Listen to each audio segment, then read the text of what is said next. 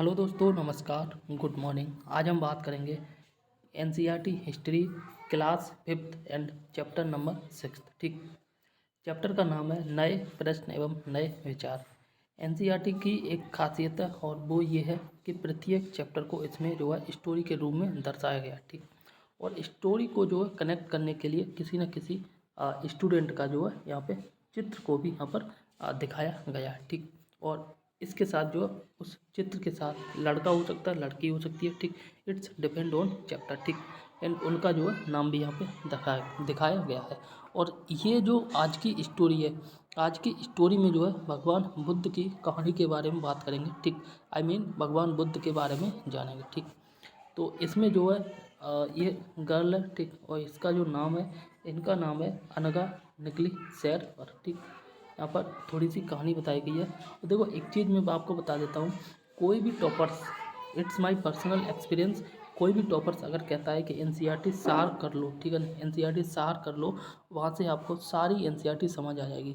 तो मुझे लगता है कि अगर आप, उससे बेस्ट है कि अगर आप जो है एनसीईआरटी बेसिक किताबें पढ़ें। ठीक, बेसिक किताबें पढ़ें और खुद से पढ़ें। ठीक, विश्वास मानिए, खुद से पढ़ने में ज़्यादा अच्छा लगता है, ज़्यादा इंटरेस्टेड होती है किताबें। और जो लोग कहते हैं कि समझ में नहीं आती, तो वो लोग गलत कहते हैं, या फिर मैं कह सकता हूँ कि उन लोगों ने जो है खुद किताबें नहीं पढ़ी हैं। ठीक, आई गारंटी कि आप जो है कितने भी छोटी क्लास में होंगे, 12th पास्ट होंगे ही होंगे। ठीक, अगर आप 12th पास्ट हैं और एनसीईआरटी को बहुत ही अच्छे से पढ़ते हैं, खुद से पढ़ते हैं, ठीक है ना, तो विश्वास मानिए एनसीईआरटी अच्छे से समझ में आएगी।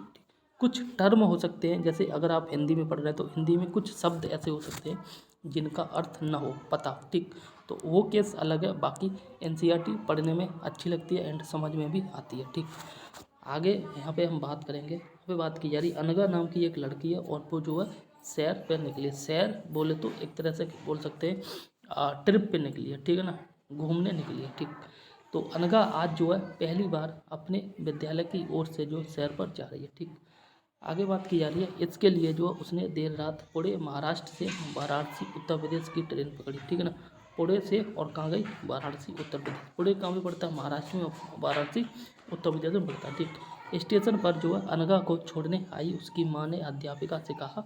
ठीक, माँ ने, जो अनगा लड़की है उसकी माँ ने और अनगा की अध्यापिका को कहा कि बच्चों को जो है बुद्ध के बारे में बताने के साथ साथ उन्हें जो है सारनाथ भी ले जाइएगा। ठीक, तो यहाँ से एक बात पता चलती है कि सारनाथ जो है, सारनाथ कहाँ पड़ता है, वाराणसी, और वाराणसी ही जो लोग ये घूमने आए। ठीक, और ये कहाँ से आए, पुणे महाराष्ट्र से। ठीक, अब हम यहाँ पे बुद्ध की कहानी देखेंगे। ठीक, ऐसे मान लो कि आप खुद जो है महाराष्ट्र में रहते हैं, किसी स्कूल में पढ़ते हैं। ठीक, और आप खुद अपने टीचर्स के साथ जो है वाराणसी में आए हैं।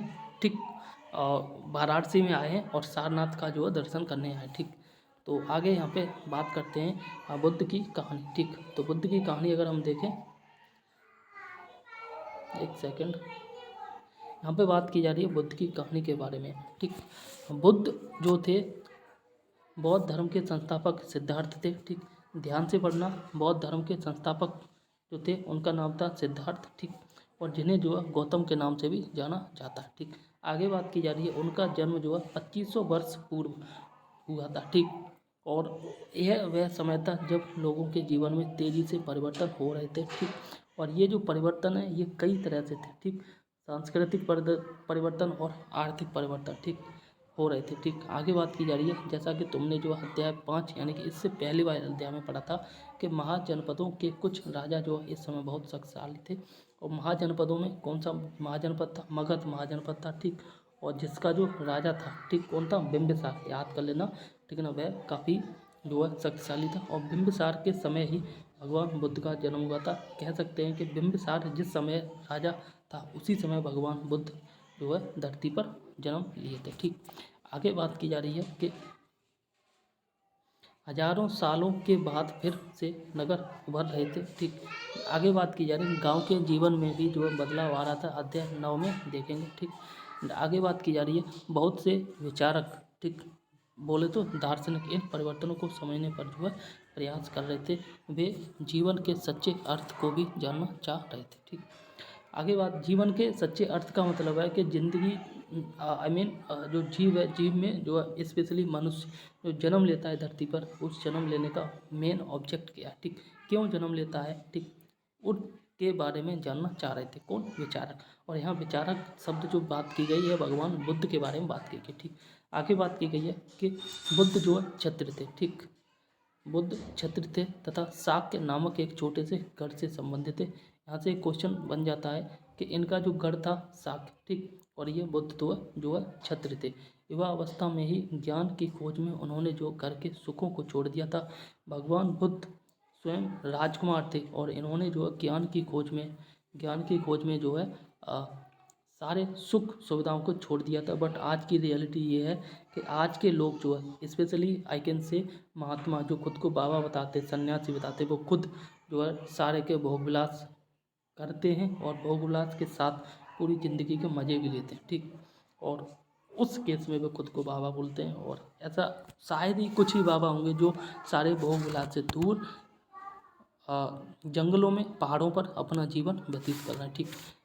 आगे बात की जा रही है कि अनेक वर्षों तक जो वे भ्रमण करते रहे, ठीक, और अन्य विचारों से मिलकर जो चर्चा भी करते रहे, ठीक।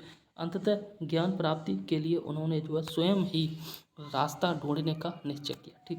शुरुआत में तो जो है वो कई जगहों पे गए और कई लोगों से मिले, बात की, ठीक है ना, और इसके साथ जो है रास्ता ढूंढते रहे, आगे बढ़ते रहे, लेकिन अंत में जो है ज्ञान प्राप्त करने के लिए उन्होंने स्वयं ही रास्ता ढूंढा। और आगे बात की जा रही है, इनके लिए उन्होंने जो है बोध गया, कहाँ पड़ता है, बिहार में, ठीक, बोध गया बिहार में एक पीपल के नीचे कई दिनों तक जो है तपस्या की। अंततः उन्हें ज्ञान प्राप्त हुआ, ठीक। इसके बाद जो है वे बुद्ध के रूप में कहलाए। यानी कि अंत में जो है बिहार में एक शहर है बोधगया, बोधगया के नीचे एक पीपल का पेड़ था, उसी के नीचे तपस्या की और तपस्या करने के बाद जब उन्हें ज्ञान प्राप्त हो गया था, ठीक, ज्ञान प्राप्त होने के बाद जो है बुद्ध कहलाए, ठीक। और इनके जो बचपन का नाम क्या था, वो था सिद्धार्थ। यहाँ पर कह सकते हैं कि जब तक वो ज्ञान प्राप्त नहीं हुए थे, ठीक, तब तक वो सिद्धार्थ थे और जैसे ही उनका ज्ञान मिल गया फिर वो बुद्ध कहलाए, ठीक। आगे बात की जा रही है, यहाँ से वे वाराणसी के निकट स्थित सारनाथ गए, ठीक, कहाँ से, बिहार से, ठीक, बिहार के कहाँ से, बोध गया से, ठीक, जब उन्हें ज्ञान प्राप्त हो गया था, ठीक, याद कर लेना, ठीक है ना। एक बार अगर मैं दोबारा बताऊँ तो यहाँ पर बात कर सकते हैं, ठीक है ना, बिहार के बोध गया में ज्ञान प्राप्त हुआ पीपल के पेड़ के नीचे, ठीक है ना। उसके बाद जो है वो बुद्ध कहलाए और इससे पहले वो सिद्धार्थ थे, ठीक। जब उन्हें ज्ञान प्राप्त हो गया था वो बिहार के निकट उत्तर प्रदेश के वाराणसी में जो है गए और वाराणसी के सारनाथ में, ठीक, जहाँ उन्होंने जो है पहली बार उपदेश दिया था। एक क्वेश्चन बनता है, वन डे एग्जाम में पूछा जाता है कि भगवान बुद्ध के द्वारा जो है पहला उपदेश कहाँ पे दिया गया था, वो सारनाथ पे दिया गया था, ठीक। सारनाथ जो वाराणसी के नज़दीक है, करीब आई थिंक 11 या 16 किलोमीटर, ठीक। आगे बात करें तो आगे बात की जा रही है कुशीनारा में जो है कुशीनारा में मृत्यु से पहले का शेष जीवन उन्होंने जो है पैदल ही एक स्थान से दूसरे स्थान की यात्रा करने लगे और जो है लोगों को शिक्षा देने में व्यतीत किया, ठीक। भगवान बुद्ध की मृत्यु जो है कुशीनारा में हुई, तो कुशीनारा में मृत्यु के कुछ दिन पहले तक, ठीक है ना, वे अपने सारे जीवन को पैदल ही व्यतीत किए, पैदल ही चले, ठीक है ना, और बाकी जीवन को जो है लोगों को शिक्षा देने में व्यतीत किया, ठीक। आगे अगर हम बात करें तो आगे बात की जा रही है यहाँ पे बुद्ध की शिक्षा, ठीक।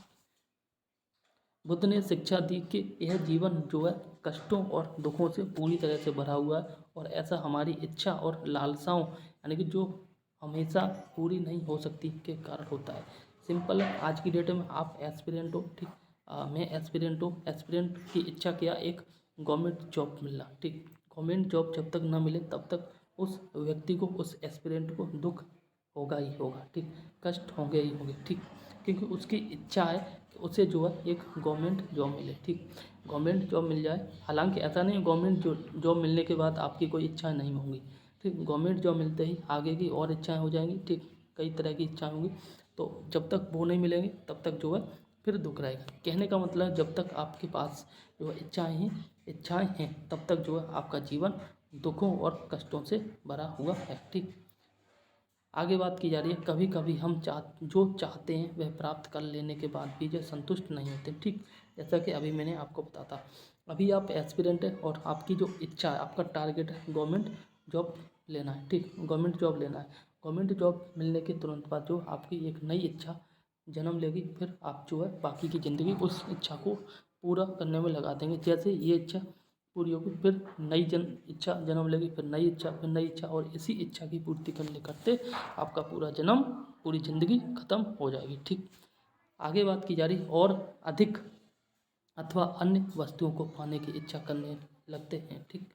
इसी प्रकार से जो आगे कहा गया है कि बुद्ध ने इस लिप्सा को जो है तृष्णा कहा है। लिप्सा बोले तो इच्छा को तृष्णा कहा है। तृष्णा बोले तो एक तरह से प्यास, ठीक, यानी कि इच्छा की प्यास, ठीक। आगे बात की जा रही है, बुद्ध ने शिक्षा दी कि आत्म संयम अपना कर, क्या, आत्म संयम अपना कर, सेल्फ कंट्रोल अपना कर जो हम ऐसी लालसा से मुक्ति पा सकते हैं, ठीक। भगवान बुद्ध का कहने का मतलब था कि आप जो है इच्छाओं को कंट्रोल में रखकर अपनी ज़िंदगी जिए, बहुत ज़्यादा इच्छाओं की डिमांड ना करें, ठीक, जो है उसी में संतुष्ट रहें। यहाँ पे बात की जा रही है सारनाथ स्तूप के बारे में, ठीक। इस इमारत को जो स्तूप के नाम से जाना जाता है और यहीं पर भगवान बुद्ध ने अपना जो है सर्वप्रथम उपदेश दिया था, ठीक। आगे बात की जा रही है इसी घटना की स्मृति में यहाँ स्तूप का निर्माण किया गया था, और अध्याय 11 में तुम इन स्तूपों के बारे में और अधिक पढ़ोगे, ठीक। तो अभी हमने जो है यहाँ तक पढ़ लिया था, एंड नाउ अब डिस्कस करेंगे आगे, ठीक। तो आगे यहाँ पे बात की जा रही है कि उन्होंने जो है लोगों को दयालु होने तथा मनुष्यों के साथ साथ जानवरों के जीवन पर भी जो आदर करने की शिक्षा दी, ठीक। वे मानते थे कि हमारे कर्मों के परिणाम, क्या, हमारे कर्मों के परिणाम वे चाहे वे अच्छे हों या बुरे हों, हमारे वर्तमान जीवन के साथ साथ जो है बाद के जीवन को भी प्रभावित करते हैं। बुद्ध ने अपनी शिक्षा सामान्य लोगों की प्राकृत भाषा में दी, ठीक। बुद्ध ने अपनी शिक्षा सामान्य लोगों की प्राकृत भाषा में दी। इससे जो है देखो यहाँ क्वेश्चन बनता है, उस समय जो है संस्कृत भाषा जो है ये उच्च लोगों की थी, कुलीन लोगों की थी, ठीक। और प्राकृत भाषा जो है ये प्राकृत भाषा जन सामान्य बोलते थे, ठीक। तो इसीलिए भगवान बुद्ध ने अपनी शिक्षा जो है प्राकृत भाषा में दी, जिससे कि भगवान बुद्ध की जो शिक्षा थी वह जन सामान्य तक पहुँचे और जन सामान्य में परिवर्तन हो, ठीक। लोग भी उनके संदेश को समझ सकें, ठीक। बोले तो जन सामान्य लोग भगवान बुद्ध के संदेशों को समझ सके, ठीक। आगे बात की जा रही है वेदों की रचना के लिए किस भाषा का प्रयोग हुआ था, ठीक। तो ये आपने अगर पिछले चैप्टर पढ़े, ठीक, तो आपको पता होगा कि वेदों की जो रचना है मुख्य रूप से संस्कृत में की गई है। लेकिन अगर हम यहाँ बात करें तो जो आज की संस्कृत है इससे थोड़ी सी वह संस्कृत भिन्न थी, ठीक। और यहाँ पे आप देख सकते हैं ये सारनाथ का स्तूप बना हुआ, ठीक। आगे हम डिस्कस करेंगे, बुद्ध ने कहा कि लोग किसी शिक्षा को केवल इसलिए नहीं स्वीकार करें कि यह उनका उपदेश है, ठीक। भगवान बुद्ध ने यह भी कहा था कि अगर कोई व्यक्ति भगवान बुद्ध का अनुयायी है, ठीक, तो वह उनकी शिक्षा को इसलिए नहीं स्वीकार कर ले कि भगवान बुद्ध ने कहा है, ठीक। केवल इसलिए नहीं स्वीकार करे कि यह उनका उपदेश है, ठीक। बल्कि वे उसे अपने विवेक से मापे, ठीक। बोले तो कहने का मतलब है यहाँ पे भगवान बुद्ध ने जो संदेश दिया है जिस व्यक्ति को, ठीक, वह व्यक्ति खुद अपने विवेक से सोचे। अगर उसे लग रहा है कि दिस उपदेश जो है उसके लिए बेस्ट है, उसके लिए उपयोगी है, तभी वह उस उपदेश को अपने जीवन में उपयोगी समझे, यानी कि कह सकते हैं पालन करे, ठीक। उन्होंने ऐसा इस प्रकार किया। अब अगर हम बात करें आगे तो आगे जो है एक कहानी दी गई है, ठीक। तो कहानी को डिस्कस करेंगे, और इस कहानी में जो है किस्सा गौतमी की कहानी है, ठीक। किनकी कहानी है? किस्सा गौतमी जी की कहानी है। और आइए डिस्कस करते हैं। यह बुद्ध के विषय में एक प्रसिद्ध कहानी है। एक समय की बात है। देखो यहाँ से भी कई बार क्वेश्चन पूछ लिए जाते हैं, तो प्लीज़ कहानी को भी अच्छे से पढ़ें और अच्छे से समझें, ठीक। ऐसे पढ़ें जैसे आप जो है आज 2024 में नहीं जी रहे, ऐसे मान लो कि आप जो है भगवान बुद्ध के समकालीन हैं और भगवान बुद्ध के साथ जी रहे हैं, ठीक। अगर इस प्रकार से कनेक्ट करके पढ़ोगे तो विश्वास मानिए कि चीज़ें आपको जो है अच्छे से और जल्दी से समझ में आएंगी, ठीक। यहाँ पे बात की जा रही है किस्सा गौतमी की कहानी के बारे में, ठीक। तो यह बुद्ध के विषय में एक प्रसिद्ध कहानी है, ठीक। और आगे बात की जा रही है एक समय की बात है कि किसा गौतमी नामक एक स्त्री का जो है पुत्र मर गया था। ठीक, कौन थी? किसा गौतमी थी, उनका पुत्र था और वह पुत्र मर गया था। इस बात से वह स्त्री का नाम क्या था? किसा गौतमी। इतनी इतनी दुखी हुई कि वह अपने बच्चे को गोद में लिए नगर की सड़कों पर घूम घूम कर जो है लोगों से प्रार्थना करने लगी कि कोई उसके पुत्र को जीवित कर दे। ठीक, एक भला व्यक्ति उसे बुद्ध के पास ले गया। ठीक, एक स्त्री थी किसा गौतमी, उनका पुत्र जो है मर गया था, मृत्यु को प्राप्त हो गया था, जिसके परिणाम स्वरूप वह बहुत दुखी थी और वह सड़कों पर घूम रही थी इधर उधर और कह रही थी कि वह कोई भी व्यक्ति है जो उनके पुत्र को जीवित कर दे। ठीक, आगे एक भला व्यक्ति उन्हें मिला और भला व्यक्ति जो था उसने भगवान बुद्ध के जो है पास ले गया। ठीक,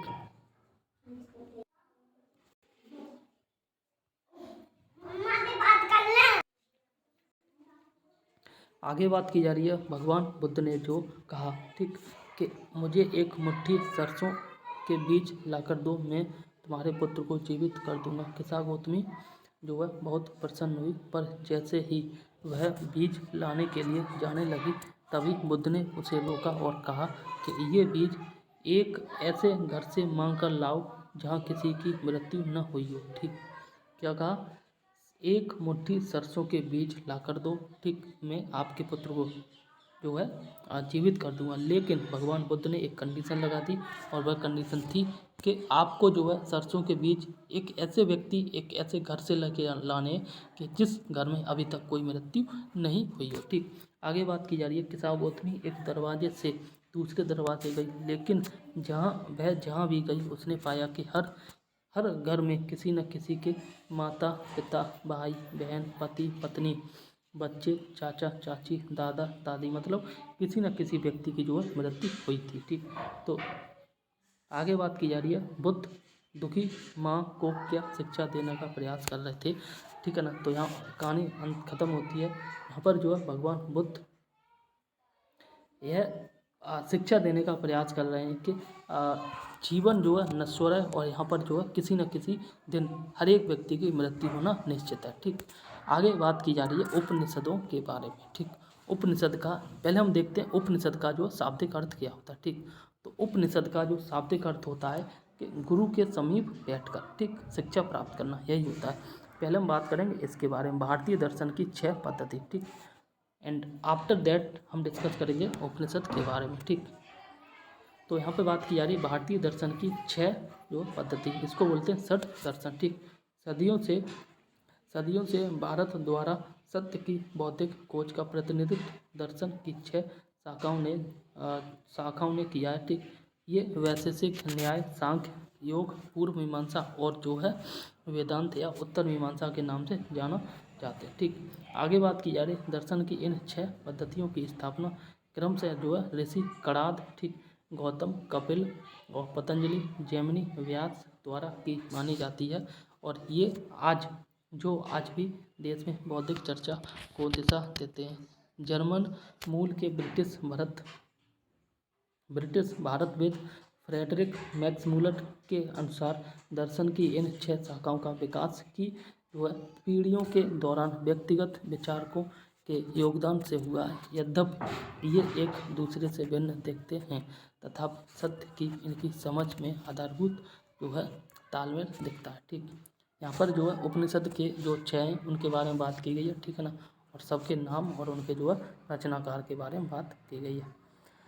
तो आइए डिस्कस करते हैं उपनिषद के बारे में। ठीक, और उपनिषद का जो है शाब्दिक अर्थ मैंने अभी आपको बता ही दिया था। ठीक, तो यहाँ पे देखते हैं, यहाँ पे बात की जा रही है कि जिस समय जो है बुद्ध उपदेश दे रहे थे, ठीक, उसी समय या जो है उससे भी थोड़ा पहले दूसरे अन्य चिंतक भी जो है कठिन प्रश्नों का उत्तर ढूंढने का प्रयास कर रहे थे। ठीक, देखो जिस समय भगवान बुद्ध का जन्म हुआ था तो उसी समय अन्य व्यक्ति भी थे जो कठिन प्रश्नों का उत्तर ढूंढने में लगे थे। यानी कह सकते हैं सिंपल है, जिस समय भगवान बुद्ध का जन्म हुआ था उसी के समकालीन उसी समय जो है अन्य ऋषि मुनियों ने भी जन्म लिया था और वह भी ग्रंथों पे काम कर रहे थे। ठीक, ऐसे याद कर लो।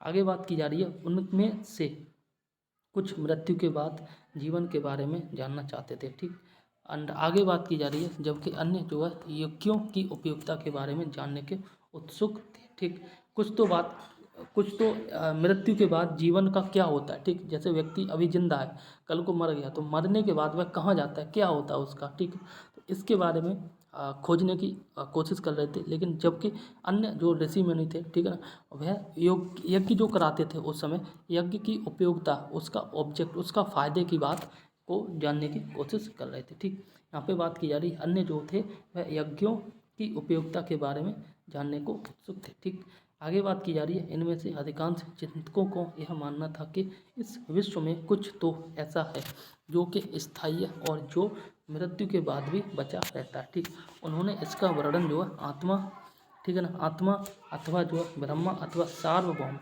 किसी ने इसका नाम आत्मा दिया, किसी ने ब्रह्मा दिया और किसी ने जो है सार्वभौम आत्मा के रूप में इसका नाम दिया। ठीक, वे मानते थे कि अंततः आत्मा अथवा ब्रह्मा एक ही है। ठीक, आगे बात की जा रही है ऐसे कई विचारों का संकलन उपनिषदों में हुआ है। ठीक, किसमें हुआ है, उपनिषदों में हुआ है। कहने का मतलब है जो लोग यज्ञों की उपयोगिता के बारे में बात कर रहे थे, ठीक है ना, जानने की कोशिश कर रहे थे, जो लोग मृत्यु के बाद जीवन का क्या होता है इसके बारे में जानने की कोशिश कर रहे थे, और इसके साथ जो है कई लोग थे जिन्होंने आत्मा की खोज की थी। ठीक, इन सब का जो वर्णन है उपनिषद में देखने को मिलता है। ठीक, ऐसे कई विचारों का संकलन उपनिषदों में हुआ है। ठीक, उपनिषद उत्तर वैदिक ग्रंथों का हिस्सा थे और उपनिषद का शाब्दिक अर्थ है गुरु के समीप बैठना, जैसा कि मैंने आपको शुरुआत में ही बताया था। ठीक, आगे बात की जा रही है इन ग्रंथों में अध्यापकों और विद्यार्थियों के बीच बातचीत का संकलन किया गया। ठीक, गुरु के समीप बैठकर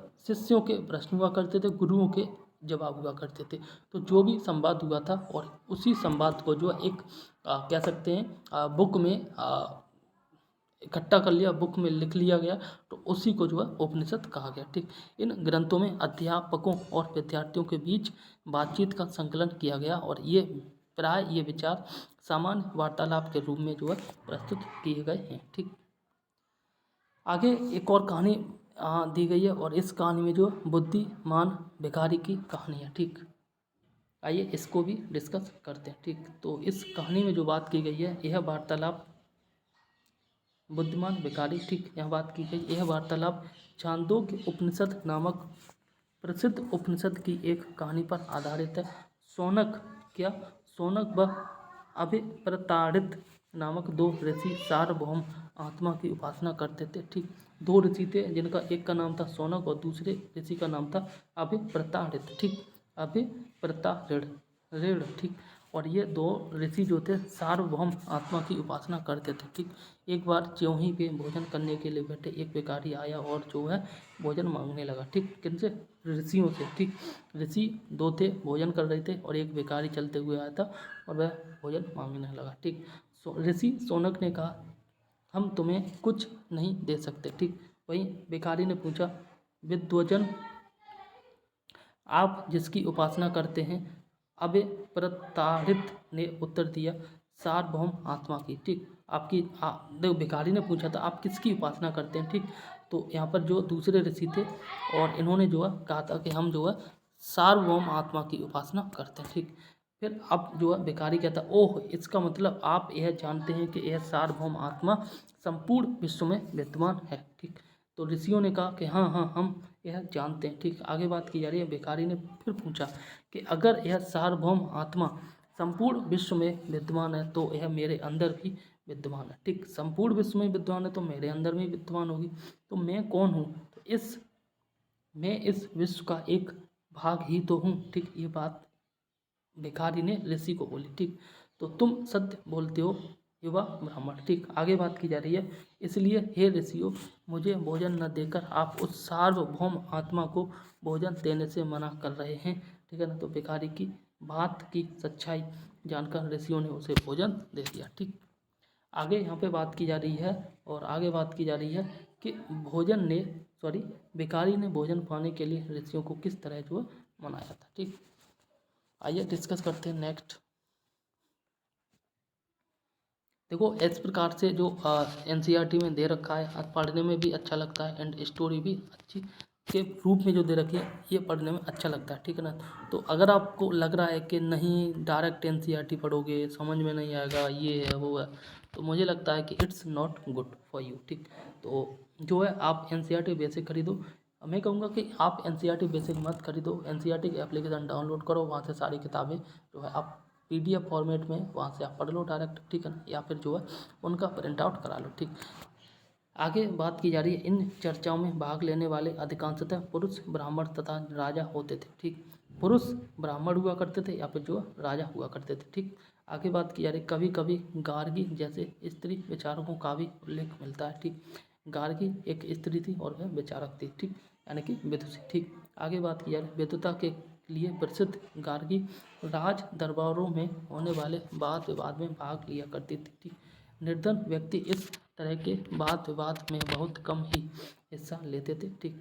आगे बात की जा रही है, इस तरह का एक प्रसिद्ध अपवाद जो है सत्यकाम जवाल का है, ठीक। इस प्रकार का एक जो है प्रसिद्ध अपवाद है, और किनका ये अपवाद है, सत्यकाम जवाल का अपवाद है। सत्यकाम जवाल का नाम जो है उसकी दासी माँ के नाम पर पड़ा है। सत्यकाम के मन में सत्य जानने की तीव्र जिज्ञासा उत्पन्न हुई, तो गौतम नामक एक ब्राह्मण ने जो है उन्हें अपने विद्यार्थी के रूप में जो स्वीकार किया था। गौतम ऋषि नामक एक ब्राह्मण था, ठीक है ना, गौतम ऋषि बोलते हैं कई बार, जो गौतम नामक एक ब्राह्मण ने उन्हें जो अपने विद्यार्थी शिष्य के रूप में स्वीकार किया। वह अपने समय के जो है सर्वाधिक प्रसिद्ध विचारकों में से एक बन गए थे। कौन? गौतम, ठीक। आगे बात की जा रही है, उपनिषदों के कई विचारों का विकास बाद में प्रसिद्ध विचारक शंकराचार्य के द्वारा किया गया, जिनके बारे में तुम आगे पढ़ोगे, ठीक। आगे डिस्कस करते हैं। तो आगे यहाँ पे बात की गई है व्याकरणविद पाणिनि के बारे में, ठीक। व्याकरणविद, मान लो कि व्याकरण के विख्याता, व्याकरण के जो है व्याख्याता, या फिर कह सकते हैं व्याकरण के कह सकते हैं व्याकरण के विद्वान, ठीक है ना, वो इनका नाम था पाणिनि, ठीक। इनके बारे में थोड़ा जानते हैं। तो इस युग में जो कुछ अन्य विद्वान भी खोज जा रहे थे, ठीक है ना, खोज कर रहे थे, और उन्हीं प्रसिद्ध विद्वानों में एक का नाम था पाणिनि। और पाणिनि ने जो संस्कृत भाषा के व्याकरण की रचना की थी। उन्होंने स्वर तथा व्यंजनों को एक साथ विशेष क्रम में रखकर उनके आधार सूत्रों की रचना की, और ये सूत्र बीजगणित के सूत्रों से काफ़ी मिलते जुलते हैं, ठीक। आगे बात की जा रही है, इसका प्रयोग करके उन्होंने संस्कृत भाषा के प्रयोगों के नियम जो है लघु सूत्रों लगभग 3000 के रूप में लिखे थे, ठीक। अब हम बात करते हैं इसी चैप्टर में जैन धर्म के बारे में, ठीक। तो जैन धर्म के बारे में आपको पता होगा कि अब तक जो 2400 तीर्थंकर हो चुके हैं, और अंतिम 24वें तीर्थंकर थे, उनका नाम था भगवान महावीर स्वामी, ठीक। आइए डिस्कस करते हैं। यहाँ पे बात की जा रही है जैन धर्म के बारे में, ठीक। तो इस युग में अर्थात लगभग 2500 ईस्वी पूर्व जैन धर्म के 24वें तथा अंतिम तीर्थंकर वर्तमान महावीर ने जो है भी अपने विचारों का प्रसार किया था। वह बच्ची संघ के लिच्छवी कुल के एक क्षत्रिय राजकुमार थे, ठीक। किसके थे याद कर लेना, और ये थे वज्जी संघ के, ठीक है, लिच्छवी कुल के एक क्षत्रिय राजकुमार थे। इस संघ के विषय में तुमने अध्याय 5 में पढ़ा है, ठीक। आगे बात की जा रही है, 30 वर्ष की आयु में जो है उन्होंने घर छोड़ा था और जंगल में रहने लगे, ठीक। आगे बात की जा रही है, 12 वर्ष तक जो है उन्होंने 12 वर्ष तक उन्होंने कठिन एवं एकाकी जीवन व्यतीत किया, और इसके बाद जो उन्होंने ज्ञान प्राप्त की हुआ, ठीक। देखो एक चीज़ यहाँ पे मैं बात बता देता हूँ, ठीक। यहाँ पे बात की जा रही है, भगवान जो महावीर स्वामी जैन थे, इन्होंने 30 वर्ष की आयु में घर छोड़ा, ठीक। वही बात करें भगवान बुद्ध के बारे में, तो उन्होंने 1 साल पहले मतलब 29 वर्ष की आयु में घर छोड़ा, ठीक। महावीर स्वामी ने जो है 12 वर्ष की बाद 12 वर्ष के बाद जो करीब जब 42 वर्ष के हो गए थे, उस समय इन्होंने ज्ञान प्राप्त किया। और वहीं बात करें भगवान बुद्ध, तो इन्होंने जो है 6 वर्ष बाद, 12 वर्ष का आधा 6 वर्ष बाद जो ज्ञान प्राप्त कर लिया, करीब करीब 35 साल की एज में, ठीक। आगे बात की जा रही है, उनकी शिक्षा सरल थी। सत्य जानने की इच्छा रखने वाले प्रत्येक स्त्री व पुरुष अपना घर छोड़ देना चाहिए। उन्होंने अहिंसा के नियमों का कड़ाई से पालन करना चाहिए, ठीक। आगे जो बात की गई है यहाँ पे कह रहा है, अर्थात किसी भी जीव को न तो कष्ट देना चाहिए और न ही उसकी जो है हत्या करनी चाहिए, ठीक।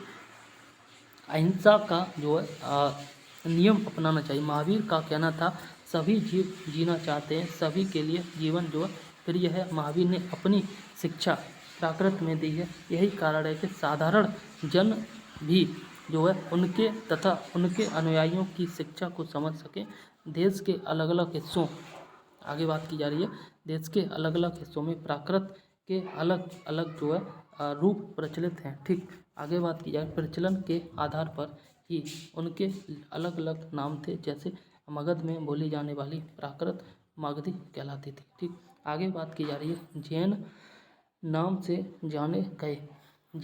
से जाने गए महावीर के अनुयायियों को भोजन के लिए भिक्षा जो है मांगकर सादा जीवन बिताना होता था। ठीक, आगे बात की जा रही है उन्होंने पूरी तरह से ईमानदार होना पड़ता था।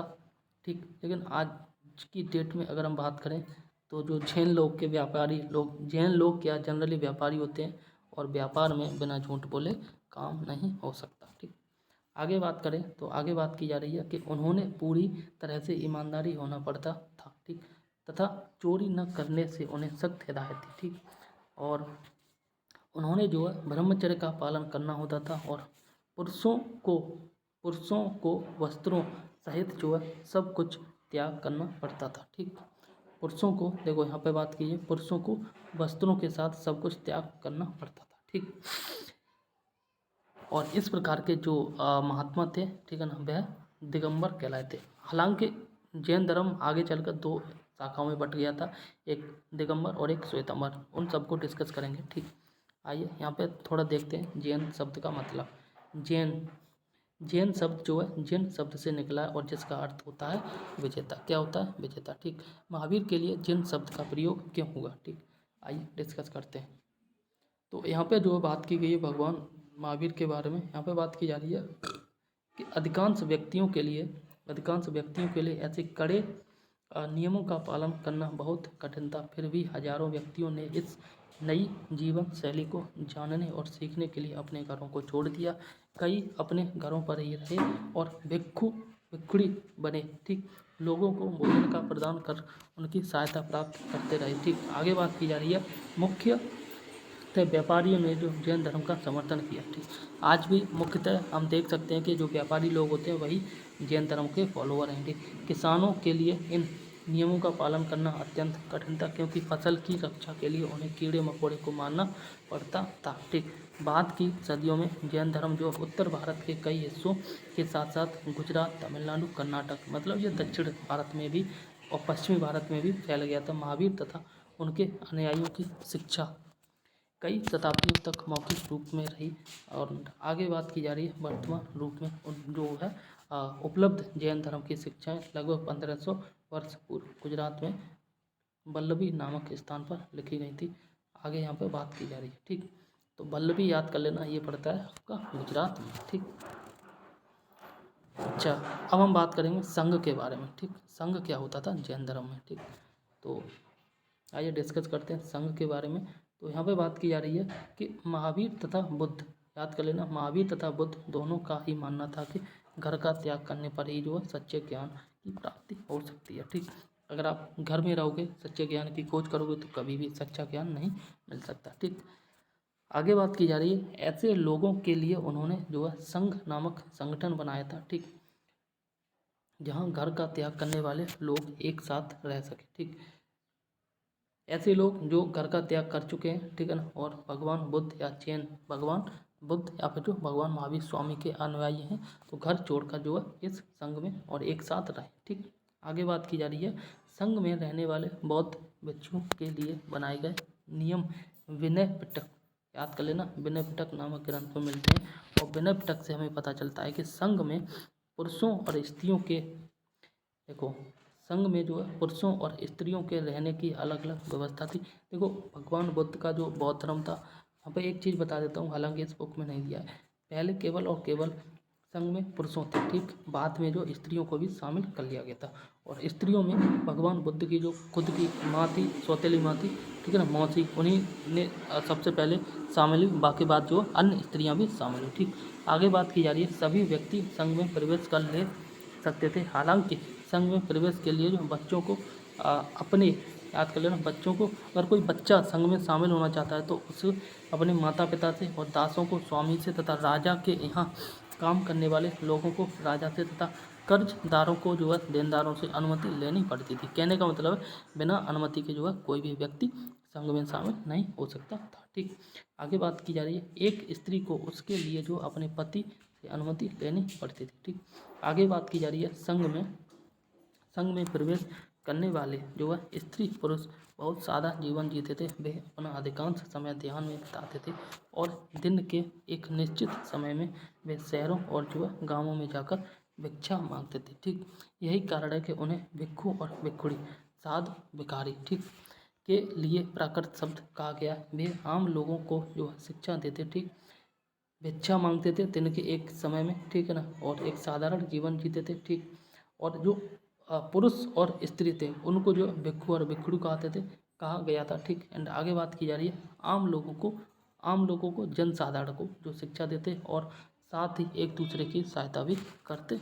ठीक, आगे बात की गई है किसी तरह की आपसी लड़ाई का निपटारा करने के लिए वे प्राय बैठकें भी आयोजित किया करते थे। ठीक, आगे बात की जा रही है संघ में प्रवेश लेने वाले में जो है ब्राह्मण, क्षत्रिय, व्यापारी, मजदूर, नाई, गड़काएँ बोले तो वैश्या ठीक तथा दास शामिल थे। इनमें कई लोगों ने जो है बुद्ध की शिक्षाओं के विषय में लिखा तथा कुछ लोगों ने संघ में अपने जीवन के विषय में बहुत सुंदर कविताओं की रचना की। ठीक, आगे बात की जा रही है एंड आगे अगर हम देखें तो पिछले अध्याय में वर्णित संघ और इस अध्याय में वर्णित संघ के बीच दो भिन्नताएं हैं।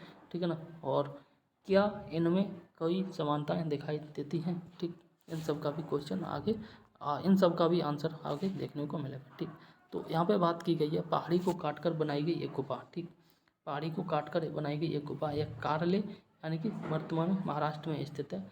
ठीक, भिक्षुड़ी ठीक भिक्षु भिक्षुड़ी इन सरल स्थलों में रहकर अपना ध्यान किया करते थे। ठीक, तो यहाँ पर जो है ये देख सकते हैं इस प्रकार से पहाड़ को काटकर बनाई गई गुफाएं। ठीक, ये आप देख सकते हैं।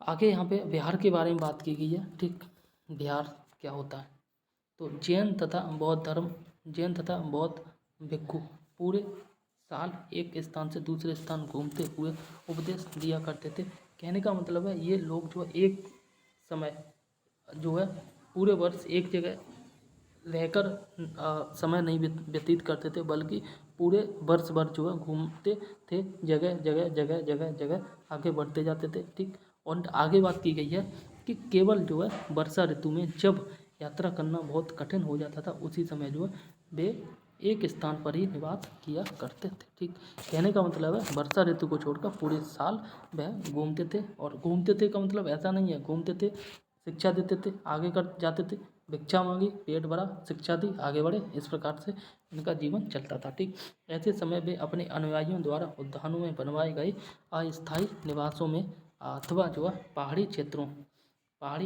में प्राकृतिक गुफाओं में रहा करते थे। ठीक, आगे बात की जा रही है जैसे जैसे समय बीतता गया भिक्षुड़ियों ने स्वयं एवं उनके समर्थकों ने जो है अधिक स्थायी शरण स्थलों की आवश्यकता का अनुभव किया। तब कई शरण स्थल बनवाए गए जिन्हें विहार कहा गया। ठीक, सिंपल है, जो भगवान बुद्ध के जो अनुयायी थे और अनुयायी जिस जगह पे रहा करते थे, ठीक, जिस जगह पे जो वर्षा ऋतु में रहा करते थे उस स्थान को विहार कहा गया। ठीक, जिन्हें विहार कहा गया। ठीक, आरंभिक विहार लकड़ी के हुआ करते थे। यहाँ पे क्वेश्चन बन सकता है कि भगवान बुद्ध के अनुयायियों के द्वारा जो विहार बनाए गए थे वह किसके बनते थे। ठीक, तो लकड़ी का, पत्थर का और लोहे का या तांबे का, इस प्रकार से 4 ऑप्शन दे देगा। ठीक, तो शुरुआत में याद कर लेना, शुरुआत में जो है स्पष्ट लिखा है, शुरुआत में लकड़ी के विहार बनाए गए थे। किसके? लकड़ी के बनाए गए थे। ठीक, बाद में इनके निर्माण में जो है कई प्रकार की ईंटों का प्रयोग होने लगा एंड पश्चिमी भारत में विशेषकर कुछ विहार जो पहाड़ियों में खोदकर बनाए गए। ठीक, देखो याद कर लेना, शुरुआत में लकड़ी के बनाए गए, फिर ईंटों का प्रयोग करने के बाद जो है सीधे पहाड़ियों को काटकर विहार बनाए गए। ठीक, आगे यहाँ पे एक स्टोरी टाइप है। ठीक, यहाँ पे देखते हैं, एक बौद्ध ग्रंथ से ज्ञात होता है कि जिस तरह महासागर में मिलने पर नदियों की अलग अलग पहचान समाप्त हो जाती है, ठीक उसी तरह बुद्ध के अनुयायी जब भिक्षुओं की श्रेणी में प्रवेश करते हैं तो वे अपने वर्ण श्रेणी परिवार सब त्याग देते हैं। सिंपल है, जिस प्रकार से एक समुद्र है, ठीक, ये पूरा समुद्र है और इस समुद्र में जो कई नदियाँ गिर रही हैं तो ये नदियाँ जो अपना अस्तित्व खत्म कर देती हैं, ठीक इसी प्रकार से जो है कोई भी व्यक्ति, ठीक है ना, कोई भी समुदाय, ठीक है ना, या फिर कई एक व्यक्ति, कई एक विभिन्न व्यक्ति और कई एक विभिन्न जो समुदाय जब भगवान बुद्ध के समुदाय में सम्मिलित हो जाते हैं तो वह अपना जो पूर्व नाम था, ठीक, वह किस जाति के थे, किस धर्म के थे, किस गोत्र के थे, वो सब कुछ खो देते हैं, ठीक। वह एक ही चीज़ कहलाते हैं और वो कहलाते हैं भगवान बुद्ध के अनुयायी, ठीक। एंड आगे यहाँ पे बात की जा रही है प्राय किसी धनी व्यापारी, राजा अथवा भूस्वामी द्वारा जो है दान में दी गई भूमि पर विहार का निर्माण होता था, ठीक। जैसे विहार, देखो शुरुआत में तो वे लोग घूमते ही थे, ठीक, बाद में स्थायी जो है निवास होने लगे, ठीक, विहार कहा गया। तो जब निवास स्थान यानी कि स्थायी विहार बनने लगे तो उनके लिए भूमि की आवश्यकता पड़ी थी। तो भूमि कौन देता था? तो भूमि देते थे उस समय के धनी व्यापारी, ठीक, राजा या फिर जो भूस्वामी, कोई जमींदार व्यक्ति है। दान में दी गई भूमि पर ही जो है विहार का निर्माण हुआ करता था, ठीक। आगे बात की जा रही है स्थानीय व्यक्ति भिक्खु और भिक्षुणियों के लिए भोजन, वस्त्र, दवाइयाँ लेकर आते थे, ठीक है ना, क्योंकि उस समय भी तो व्यक्ति बीमार पड़ा करते थे, ठीक है ना। तो यहाँ पे बात की जा रही है भोजन, वस्त्र, दवाइयाँ कौन लेके आते थे? स्थानीय लोग, ठीक। जैसे जिस गांव में जो रात बितानी है तो उसी जनरली उसी गांव के लोग जो है उनकी दवाइयाँ या खाना लेके आ जाया करते थे और कई बार लोग जो है वस्त्र भी देते थे दान के रूप में, ठीक। आगे बात की जा रही है जिसके बदले ये भिक्षु और भिक्षुणी लोगों को जो शिक्षा दिया करते थे, ठीक। एंड आगे बात करें तो आगे बात की जा रही है आगे आने वाले शताब्दियों में बौद्ध धर्म उपमहाद्वीप के विभिन्न हिस्सों के साथ साथ जो बाहरी क्षेत्रों में भी फैल गया। एंड अध्याय 9 में तुम आगे बात की जाए अध्याय 9 में तुम जो है इनके बारे में और अधिक पढ़ोगे, ठीक। आइए डिस्कस करते हैं आगे। एंड आगे यहाँ पे बात की जा रही है आश्रम व्यवस्था के बारे में। क्या आश्रम व्यवस्था के बारे में बात की जा रही है? जैन और बौद्ध धर्म जिस समय लोकप्रिय हो रहे थे लगभग उसी समय जो है ब्राह्मणों ने आश्रम व्यवस्था का जो है विकास किया था, ठीक। आगे बात की जा रही है यहाँ आश्रम शब्द का तात्पर्य लोगों द्वारा रहने तथा ध्यान करने के प्रयोग में आने वाले स्थानों से नहीं बल्कि जो है इसका तात्पर्य जीवन के चरण से है, ठीक। आगे बात की जा रही है ब्रह्मचर्य, गृहस्थ, वानप्रस्थ और संन्यास, ठीक। आश्रम जो है 4 प्रकार के थे, ठीक। ब्रह्मचर्य, गृहस्थ, वानप्रस्थ और संन्यास नामक 4 आश्रमों की व्यवस्था की गई है। ब्रह्मचर्य के अंतर्गत जो है ब्राह्मण, क्षत्रिय, वैश्य, ठीक है, से यह अपेक्षा की जाती थी कि इस चरण के दौरान वे सादा जीवन बिताकर जो है वेदों का अध्ययन करेंगे, ठीक। आगे बात की जा रही है गृहस्थ आश्रम के अंतर्गत उन्हें विवाह करके जो है एक गृहस्थ के रूप में रहना। देखो इन चारों आश्रम के बारे में बता देता हूँ, ठीक। इस जो शुरुआत का था यहाँ पे आपको शिक्षा प्राप्त करनी है, ठीक। ब्राह्मण में एक सेकंड ये है, ठीक है ना। यहाँ पर शिक्षा प्राप्त करनी है, यहाँ पर गृहस्थ जीवन जीना है, यहाँ पर जो है बाद की जिंदगी जीनी है, पैसा कमाना, ठीक। यहाँ पर जो है आपको संन्यास ले लेना, ठीक। यही सारी कहानी बताई गई, ठीक। प्राय स्त्रियों को जो है वेद पढ़ने की अनुमति नहीं थी और उन्हें जो अपने पतियों द्वारा पालन किए जाने वाले आश्रमों का ही अनुसरण करना होता था, ठीक। संघ के जीवन से आश्रमों की यह व्यवस्था किस तरह बनी थी और किन वर्णों का उल्लेख हुआ है? इन सभी चारों वर्णों का जो यह आश्रम व्यवस्था अपनाने की अनुमति थी, ठीक। चलो आगे बात की जा रही है अन्यत्र के बारे में। तो यहाँ पे एक स्टोरी देखी है, यहाँ पे बात की जा रही है एटलस में ईरान ढूंढो, ठीक। आपको एटलस दिया रहा है और उसमें जो आपको ईरान देश ढूंढना है। ज़रथुस्त्र, ठीक, एक ईरानी पैगंबर थे। उनकी शिक्षाओं का संकलन जो है जैन अवेस्ता नामक ग्रंथ में मिलता है। जैन अवेस्ता की भाषा तथा इसमें वर्णित रीत रिवाज वेदों की भाषा तथा रीत रिवाजों से काफ़ी मिलते जुलते हैं, ठीक।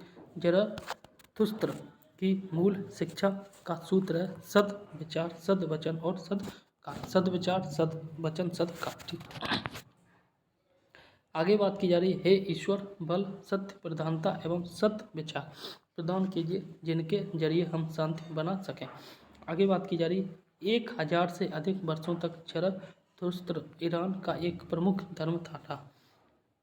बाद में कुछ ज़रथुस्त्रवादी ईरान से आकर जो गुजरात, महाराष्ट्र के तटीय नगरों में बस गए और वे लोग आज के पारसी के पूर्वज हैं। ठीक, देखो यहाँ पे एक क्वेश्चन बनता है कि पारसियों के जो पूर्वज थे वे कहाँ से आए थे? ईरान से आए थे। उनका जो धर्म है, पुराना धर्म क्या था? ज़रथुस्त्रवादी, ठीक है ना। और ये भारत में आके कहाँ पे बसे थे? और ये बसे थे गुजरात और महाराष्ट्र के तट पर। ठीक।